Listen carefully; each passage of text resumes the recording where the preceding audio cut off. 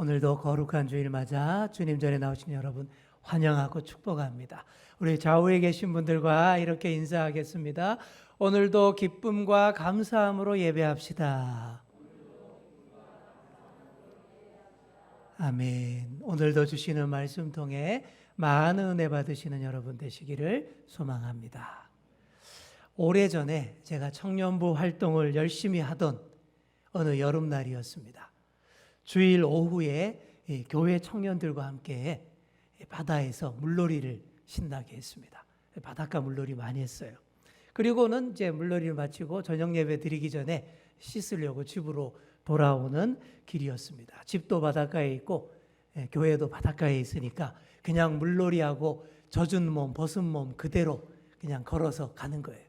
그렇게 돌아오는데 바닷가에 있는 레스토랑 건물 앞을 지나가는데 썬팅이 진하게 된 그 건물 창문에 제 모습이 너무 아름답게 보이는 거예요.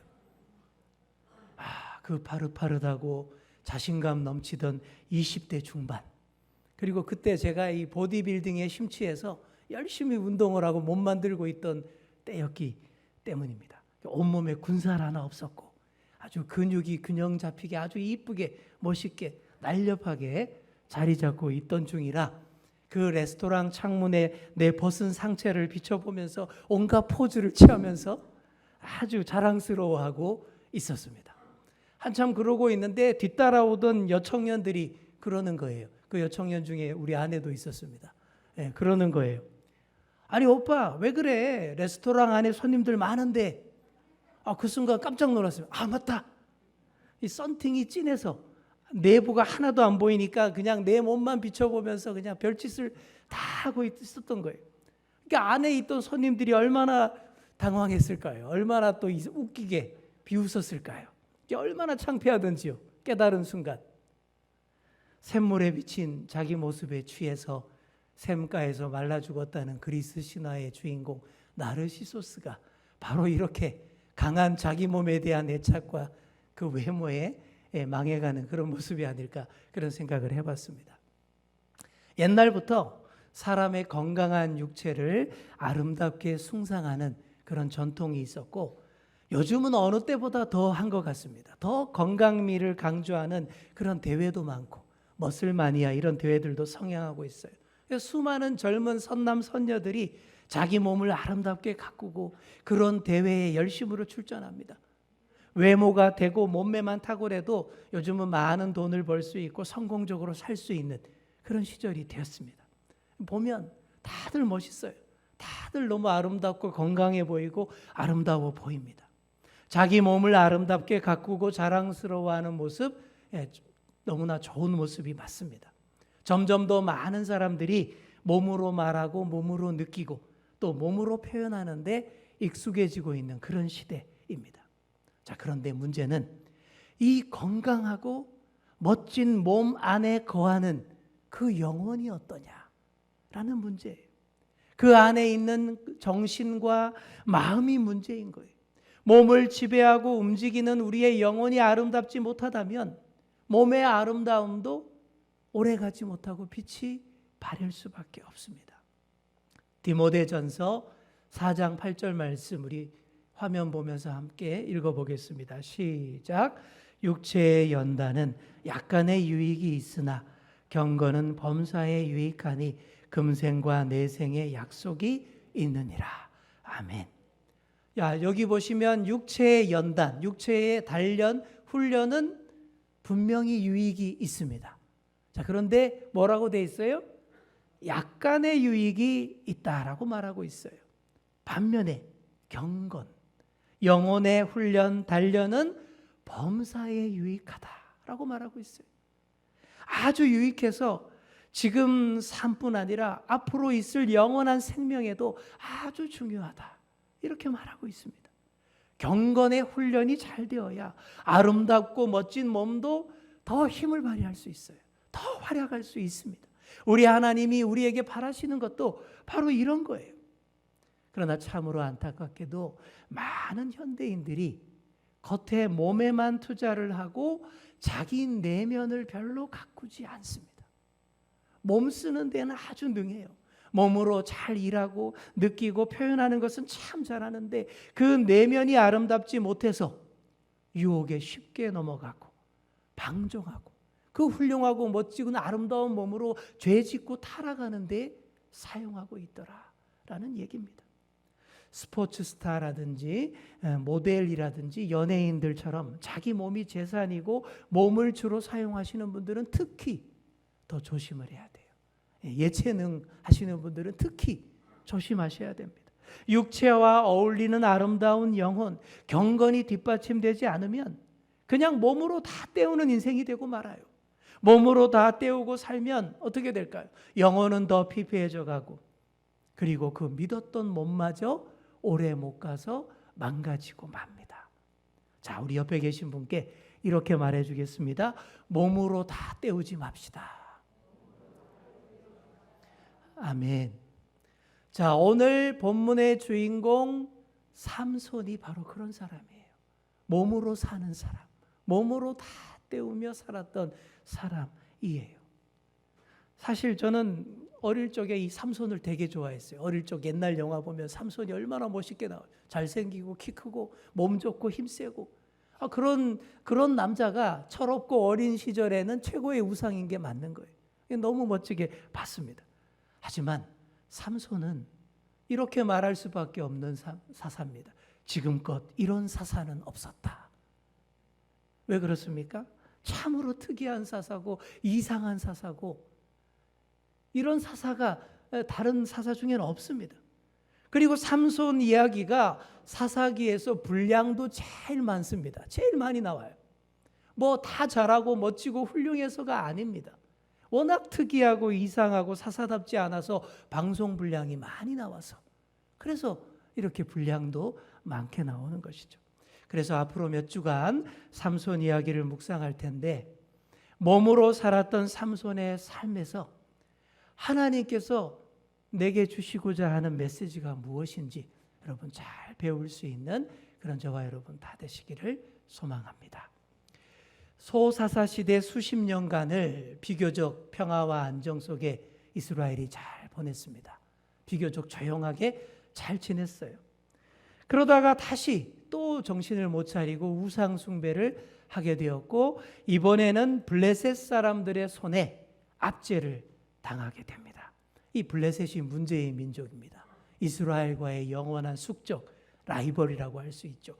이스라엘이 가나안 땅에 들어오던 시기와 비슷하게 블레셋 사람들이 이 가나안 땅에 들어왔고 지중해 해변 바닷가 쪽에 정착을 한 해양 민족이 블레셋입니다. 근데 이 블레셋은 앞선 선진문물과 기술력으로 강한 군사력을 보유했고 그 강한 힘으로 이스라엘을 강하게 압박을 했습니다.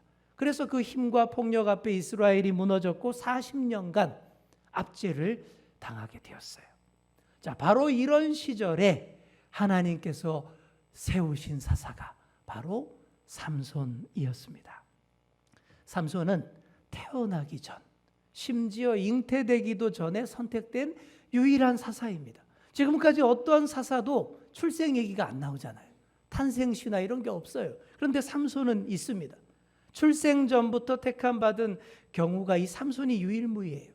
그러니 이 삼손의 경우는 아주 특별한 은혜라고 할 수 있습니다. 날 때부터 하나님 나라 국비 지원을 팍팍 받은 사사. 정말 수많은 재능과 능력과 많은 것들을 다 가지고 미리부터 준비되어서 생성되고 태어난 사사. 바로 그런 삼손이었습니다. 그 출생 이야기가 이렇습니다. 단 지파 지역 소라 땅에 살던 마노아라는 사람의 아내가 아이를 낳지 못해서 불임으로 고민하고 있던 때에 하나님의 사자가 마노아의 아내에게 나타났습니다. 그리고는 이렇게 말하죠. 내가 이제 임신하여 아들을 낳을 것이다. 그러면서 아주 심상치 않은 주의사항들을 알려줍니다. 산모 때부터 절대 술 마시지 말고 부정한 것도 먹지 말고 앞으로 내 뱃속에 품을 아이는 하나님께 바쳐진 나실린이며 그리고 장차 블레셋 사람의 손에서 이스라엘을 구원할 그런 사람이니라. 그렇게 말합니다. 자, 여기서 나오는 나실린이라는 말, 나실린은 구별하다, 바치다라는 뜻의 히브리어 나자르에서 온 말입니다. 그래서 성별된 사람이라는 뜻이에요. 나실인 서원 규정이 민수기 6장에 나오는데 세 가지 기본 규정으로 되어 있습니다. 첫째, 나실인 서원 기간 동안에는 절대 머리카락을 자르지 말아야 하고, 둘째, 술이든 포도나무에서 나오는 어떤 것도 마시지 말아야 하고, 셋째, 부정한 시체와 접촉하지 말아야 한다. 이게 기본 규정입니다. 나실인 서원은 아주 중요한 시기에 하나님의 특별한 도움을 구하기 위해서 하는 맹세, 서약입니다. 몸과 마음가짐을 아주 정갈하게 하고 특별하게 해서 하나님께만 집중하는 거예요. 머리를 자르지 않고 포도 열매를 삼가는 것은 어떤 목표를 향해 근신 중이라는 것을 보여주는 태도입니다. 일상의 삶의 태도가 아니라는 거예요. 여느 사람들 다 하는 것처럼 하지 않는다라는 그런 징표입니다. 그리고 시체와 접촉하지 않는 것은 제사장처럼 자신의 정결함을 잘 유지하고 지키고 항상 제사장 정도의 거룩함을 유지해야 된다라는 그런 뜻입니다. 원래 이 나실인 서원은 자발적이며 한시적입니다. 그러니까 스스로 내가 정해서 정한 기간 동안만 이런 규정을 지키면 되는 게 원래 나실인 규정이에요. 그런데 삼손은 전혀 다릅니다. 삼손은 스스로 서원한 게 아니라 하나님이 시켜서 된 그런 나실인이었고요. 기간도 한시적이 아니라 평생 죽을 때까지 나실인으로 살아야 했습니다. 그래서 삼손의 상징이 바로 그 긴 머리카락, 한 번도 자르지 않은 그 장발, 바로 그런 모습으로 나타나게 된 것이죠. 나실인 규정이 왜 이런지 조금만 생각해 봐도 우리가 알 수가 있습니다. 다른 데 눈 돌리지 말라는 거예요. 다른 데 눈 돌리지 말고 하나님 앞에만 집중하고 세상의 부족한 것들을 멀리하는 삶, 그런 삶으로 살아야 한다라는 그런 의미가 있는 거예요. 마노아 부부도 아이를 낳거든 그렇게 오로지 하나님께 바쳐야 한다라는 그런 말씀이었던 것입니다. 오늘날 우리의 자녀들을 어떻게 키워야 할지 참으로 고민들이 많습니다. 어떻게 키워야 정말 하나님이 기뻐하시는 그런 사람이 되고 정말 하나님 앞에서 승리하고 잘 사는 인생이 될지 정말 묻고 싶고 기도하고 싶고 구체적으로 배우고 싶고 듣고 싶은 그런 마음들이 다 있어요. 하지만 구체적인 방법, 훈육법, 양육법, 많은 정보 이런 거는 세상에 넘쳐납니다. 우리도 다 알아요. 몰라서 못하는 게 아닙니다. 많은 정보, 육아법 그런 게 중요한 게 아닙니다. 그보다 우선적으로 해야 할 일은 우리의 자녀를 향해서 이런 메시지를 확실하게 주는 거예요. 예, 너는 하나님의 사랑받는 자녀야. 너는 하나님의 축복이며 선물이야. 바로 이런 메시지와 느낌을 자녀가 확실히 알도록 그렇게 해주어야 하는 것이죠. 하나님의 곁을 떠나지 않고 하나님 말씀대로 사는 삶의 기본 자세를 잘 가르쳐야 합니다. 태교부터 그렇게 하고 아주 어릴 때부터 최선을 다해 이런 것들을 계속 알려주어야 합니다.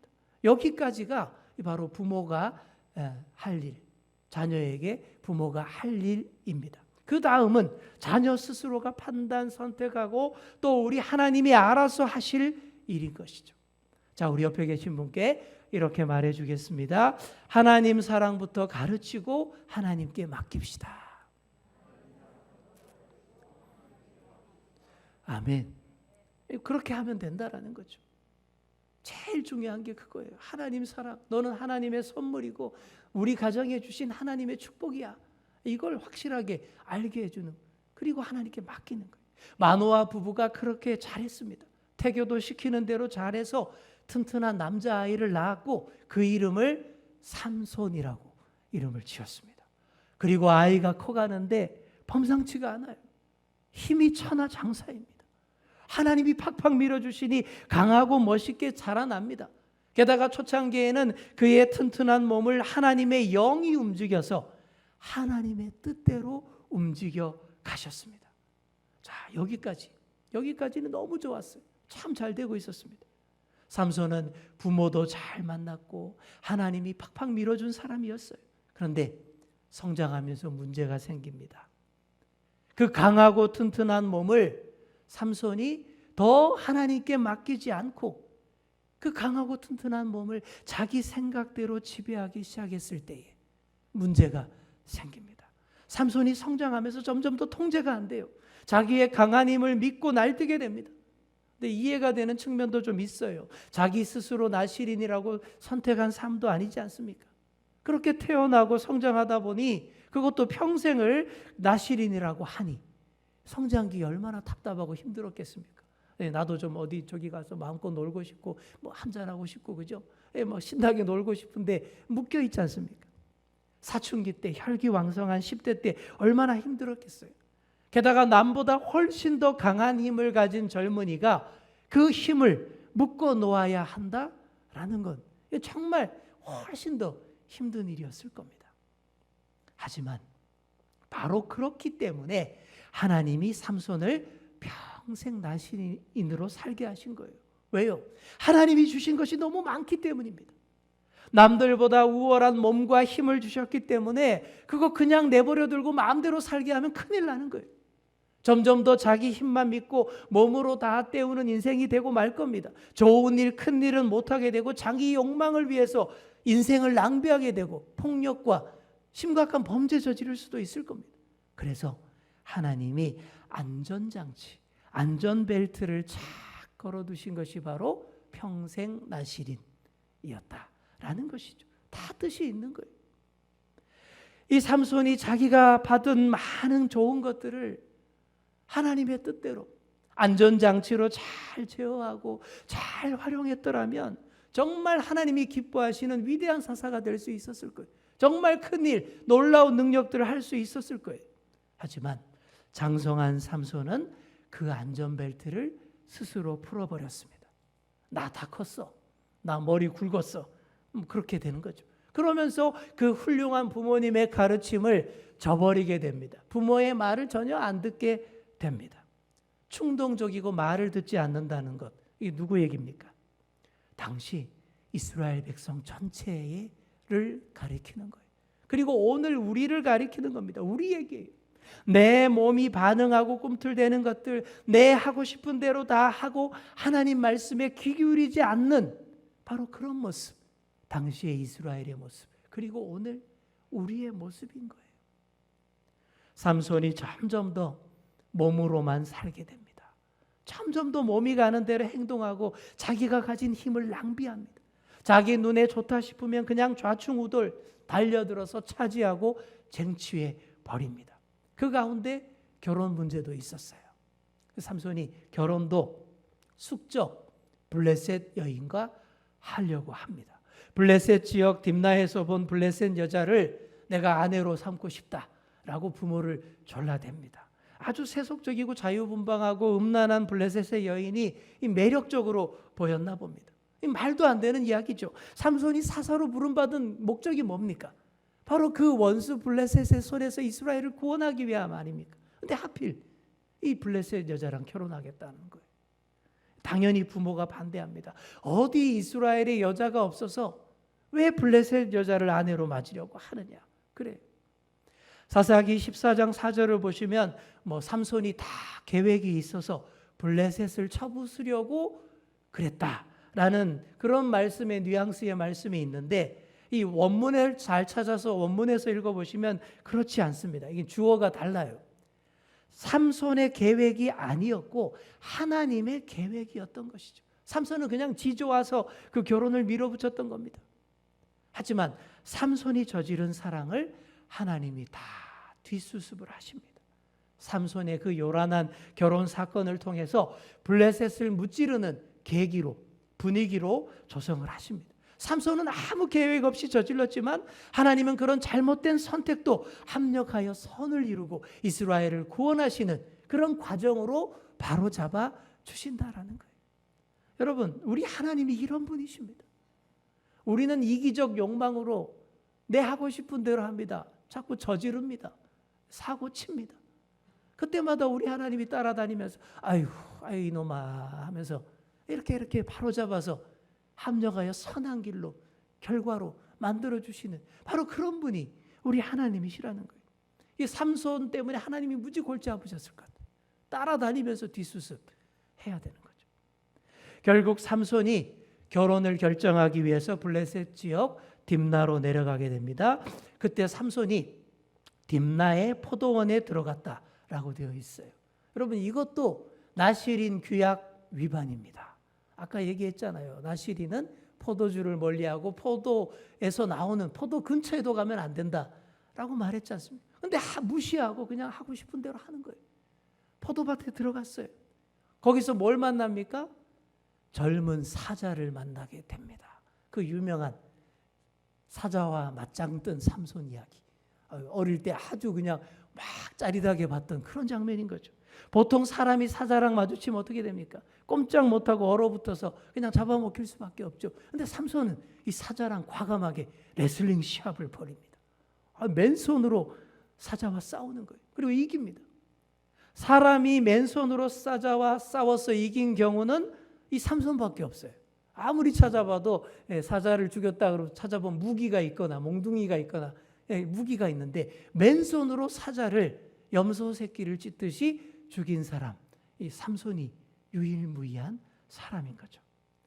이 놀라운 사건은 앞으로 삼손을 통해 하나님께서 큰 일을 이루시겠다라는 암시인 거예요. 그냥 뭐 쓸데없이 사자 사냥이나 즐기고 그런 게 아닙니다. 맨손으로 사자를 죽이듯 훗날 블레셋을 이렇게 쳐부수게 될 것이다라는 하나님께서 예고편을 준 거예요. 너가 큰 힘으로 많은 일을 할 수 있다. 하나님이 메시지를 주신 겁니다. 사자를 죽인 힘도 네 힘이 아니라 그 순간에 하나님의 영이 순간적으로 크게 증폭, 감동해서 부어진 힘이었습니다. 삼손이 이런 걸 조금이라도 알고 깨닫고 이해를 했더라면 정말 정신을 차리고 더 잘 쓰임을 받았을 텐데, 삼손은 이 놀라운 사건과 경험, 하나님의 예고편을 그냥 무심하게 날려버려요. 그냥 자기 몸과 힘의 업적에 한 번 더 감동을 합니다. 이야, 이것까지 되네. 이야, 못할 게 없네. 그냥 만족해서는 자기 좋아하는 여자 만나러 가버립니다. 얼마 후에 결혼하러 가는 길에는 지난번 자기가 죽였던 사자의 시체를 보게 돼요. 근데 그 사자의 시체에 뭐가 있었습니까?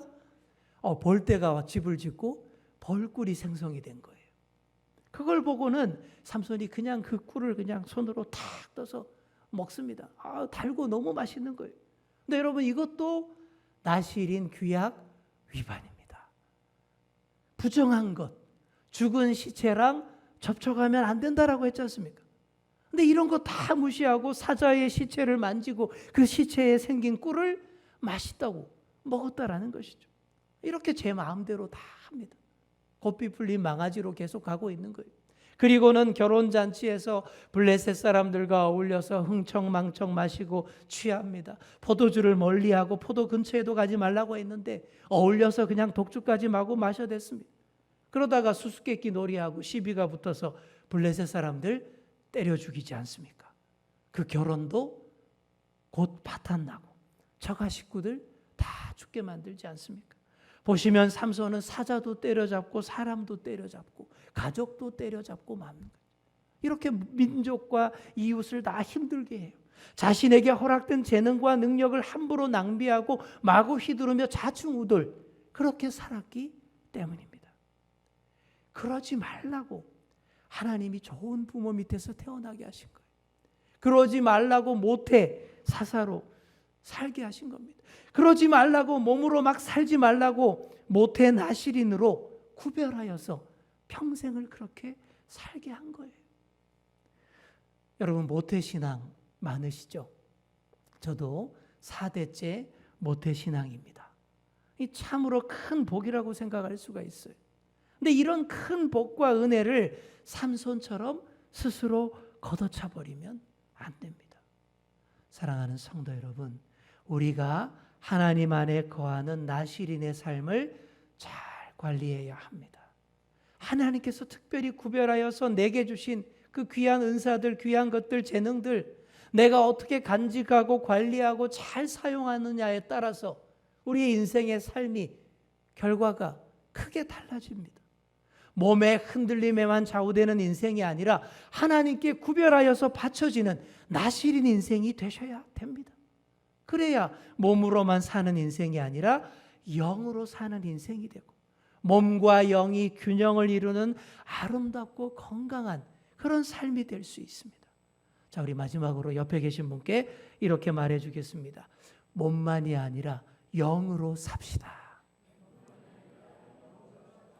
아멘.